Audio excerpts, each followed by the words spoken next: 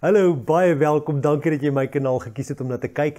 Vandag gesels ek oor 3 redes hoekom jy nie genoeg bid nie. Oeps, dalk is dit 'n bietjie persoonlik. Kom ons maak dit so 'n bietjie meer algemeen.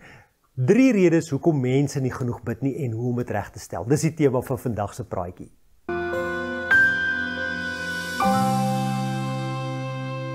Ek is besig met 'n reeks oor gebed en ek kan nie onthou nie, ek dink is nou al die 4de of die 5de boodskap hierdie.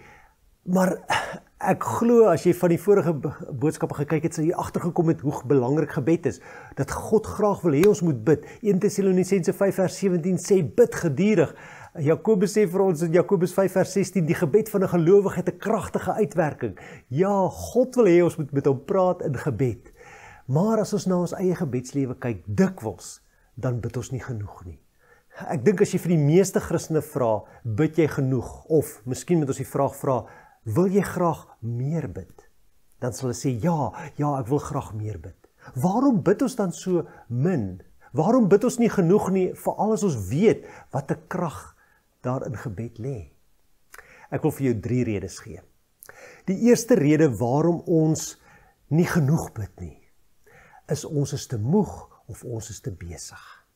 Ja, almal van ons het besige lewens.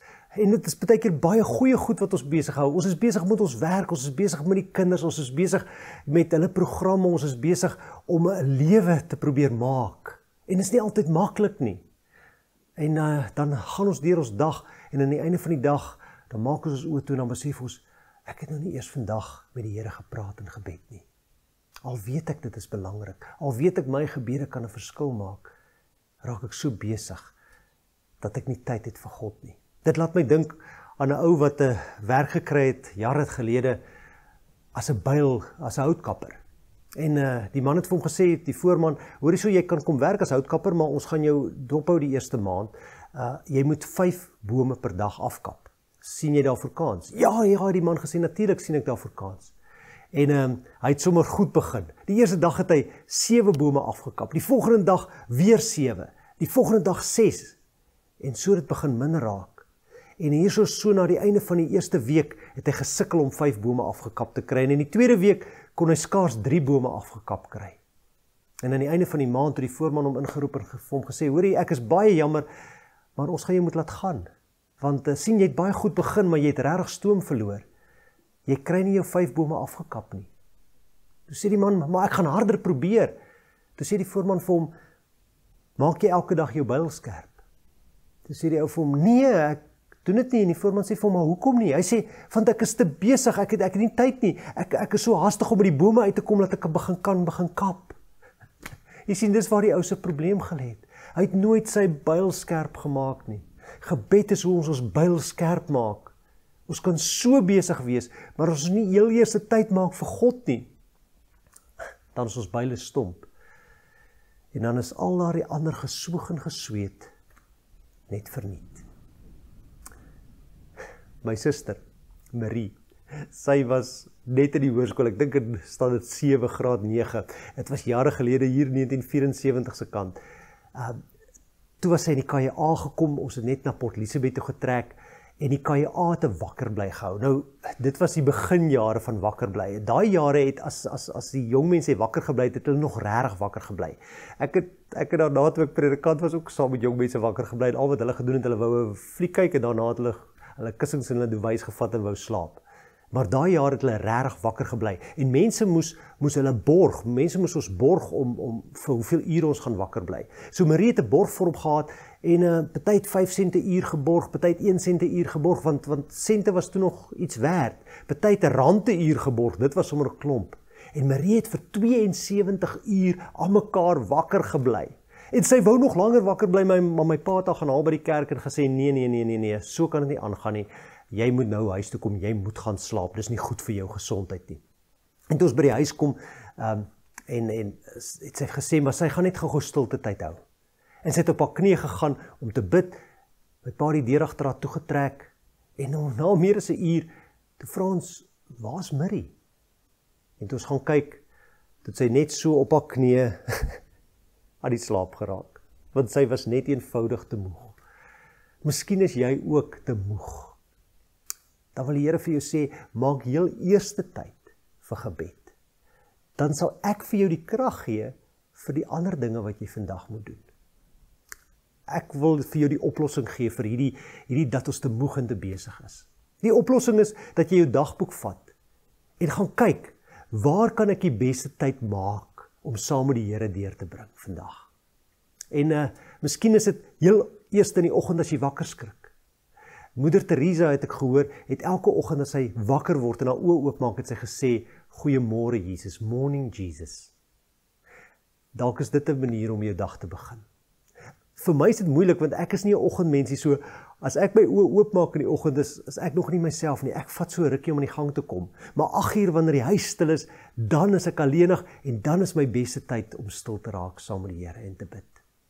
En miskien is dit in die aand, maar dalk is jy in die aand ook 'n bietjie te moeg voordat jy gaan slaap. Dalk moet dit vroeg aand wees, dalk moet dit rondom middagete wees. Dalk kan jy in jou kar gaan sit daar by die werk as jy 'n stil plekkie soek en daar met die Here gaan praat. Gaan soek 'n tyd in jou dag, gaan soek 'n plek waar jy kan stil raak. En dalk sê jy, ek het nie 'n kamer om by stil te raak nie. Daar word 'n storie vertel van 'n ma wat 'n klomp kinders gehad het, maar elke dag het sy haar voorskoot oor haar kop getrek en dit was die teken vir haar kinders om haar nie te pla nie, want dan was dit haar tyd saam met God, dan het sy met God gepraat en gebed. So kry vir jou tyd, kry vir jou plek elke dag waar jy kan bid. En dit bring ons by die tweede rede hoekom mense nie genoeg bid nie. En die tweede rede hoekom mense nie genoeg bid nie is omdat ons te selfversorgend is. Dit gaan so goed met ons dat ons God eintlik nie nodig het nie. Nou weet ek nie op die oomblik van jou nie, maar na COVID-19 en 2020 dink ek het die meeste mense God tog al redelik ernstig nodig.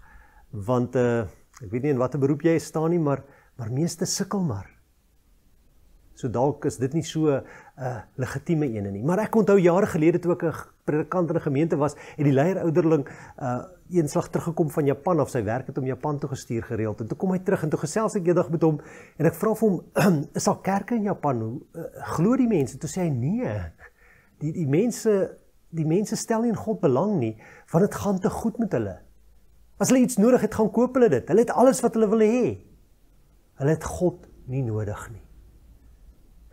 Ek hoop regtig waar, dit gaan baie goed met jou. Ek hoop jy beleef baie voorspoed, maar nooit soveel dat jy God nie nodig het nie. Ek hoop jy besef dat die voorspoed van God afkom en dat dit sy blessing is oor jou lewe en nie jou eie geluk of jou eie vermoë wat dit moontlik maak nie.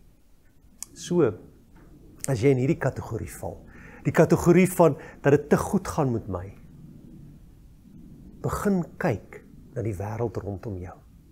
En kyk, waar kan jy vir ander mense iets beteken? Waar kan jy vir ander mense intree? Waar kan jy vir ander mense iets van jou voorspoed gee?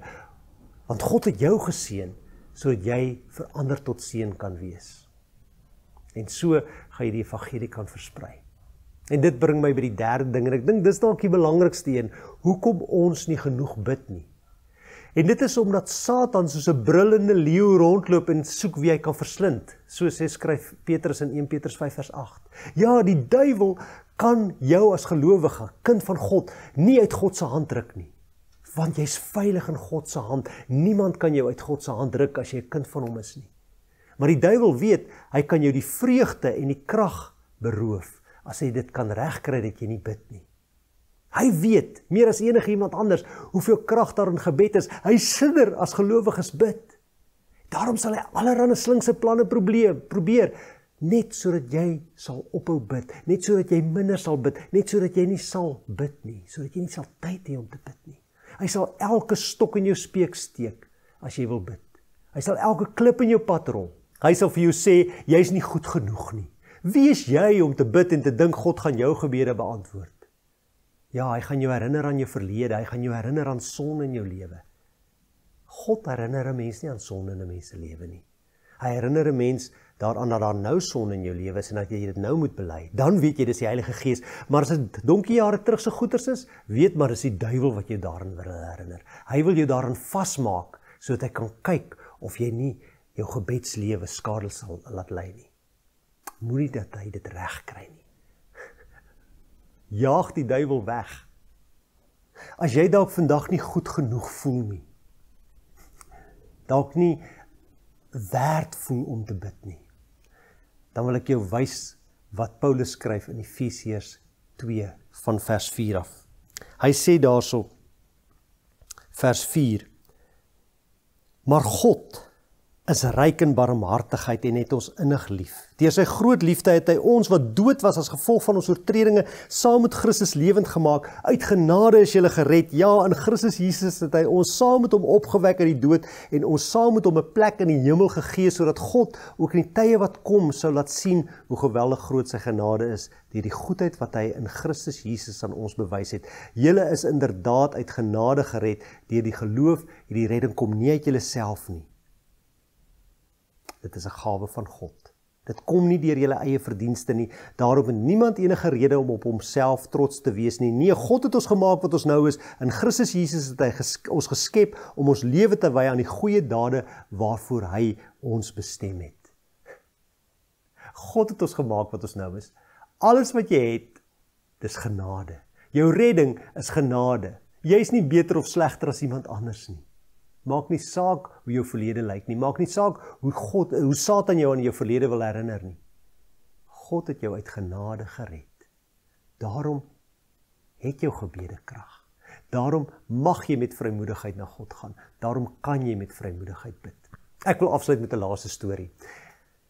In die 1860s in Suid-Afrika het Andrew Murray gehoor van herlewing wat in Amerika plaasvind, herlewing in Ierland. En hy het begeer dat daar ook herlewing in Suid-Afrika sal kom. En hy het begin om te bid. Elke Vrydag aand het hy gebid vir herlewing. En so het hy 'n klomp ander predikante en mense gekry wat begin saam bid het. En in April van 1860 het 'n klomp gemeentes 'n gebedsbyeenkoms gehou. En hulle het gebid vir herlewing. En 50 dae later, met Pinkster, die uitstort van die Heilige Gees, het Andrew Murray hulle dienste gehou. En hy was besig om te preek in die kerk oor herlewing en oor gebed te praat. En in die kerksaal was die jong klomp, die tieners bymekaar en die kinders. En daar het hulle ook gebid. En toe het 'n meisie, 'n plaaswerker se kind, 'n jong meisie, gevra kan sy ook iets sing en iets uit die Bybel bid. En die persoon wat voorgegaan het gesê, ja, gaan gerus voort. En sy het begin om te sing in die pragtige mooi stem waarmee die Here haar geseën het. En toe het sy begin bid. En terwyl sy bid, word vertel, het daar 'n gerammel soos donder weer buite begin opsteek. En die gebou het geskud. En die Here het sy gees oor almal in daai saal uitgestort. Andrew Murray hulle het gehoor dat daar iets vreesliks aan die gang is in die saal langs die kerk. En hy het sy preek gestop en hy het gaan kyk wat aangaan. Of alles veilig en reg is. En toe hy instap in die saal en toe sien hy net dat kinders hardop begin roep na die Here en hardop bid en die Here loof en prys. En dit was vir hom so vreemd, hy het nog nooit so iets gesien nie. Hy het gedink dis verkeerd. En hy het gesê stop, bly stil. Maar niemand het stil gebly nie. Die kinders het net aangehou om te bid en die Here te loof. En toe sê een van sy ouderlinge vir hom, moet hulle nie stop nie, want dit is God wat hier aan die werk is. En so die herlewing van 1860 in die Boland begin, en het versprei van Wellington na die Parel, na Woester en al die ander dorpe in die omgewing. En dit is waar die Pinkster bidure, wat baie mense wat in die NG Kerk is, vandag nog ken, waar dit vandaan kom, waar dit gebruik geword het om vir die 10 dae van Jesus se hemelvaart tot en met die uitstorting van die Heilige Gees elke aand te bid. Maar ongelukkig het dit half minder geraak. Ons bid nie meer vir 10 dae nie, ons bid dalk nou vir 7 dae of vir 5 dae of net 'n paar daggies. En ons spandeer nie meer so baie tyd in gebed nie, ons spandeer meer tyd om te praat. En ons spandeer meer tyd aan prediking. Maar dit is gebedstyd gewees oorspronklik. Maar hoekom vertel ek jou hierdie storie? Ek vertel jou hierdie storie om vir jou te demonstreer.